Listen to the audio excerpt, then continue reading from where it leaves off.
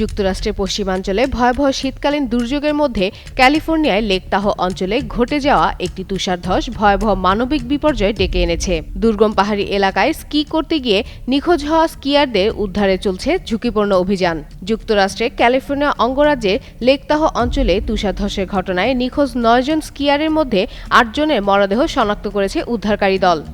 আমার একান্ত এই ভুবনের সঙ্গী হয়ে থাকে শুধু স্টেলা।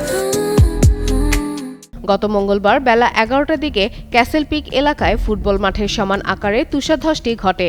এতে মোট ১৫ জন স্কিয়ার আটকে পড়েন। ৬ জন জীবিত উদ্ধার করা সম্ভব হলেও বাকি ৯ জন নিখোঁজ হন। লেভাদা কান্ট্রি শেরিফ অফিস জানিয়েছে, শেষ নিখোঁজ স্কিয়ারকেও মৃত বলে ধারণা করা হচ্ছে।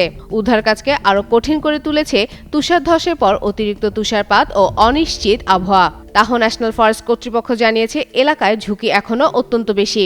নিহতদের মধ্যে একজন ছিলেন উদ্ধারকারী দলের এক সদস্যের জীবনসঙ্গী, যা উদ্ধারকারীদের জন্য মানসিকভাবে বড় চ্যালেঞ্জ হয়ে দাঁড়িয়েছে।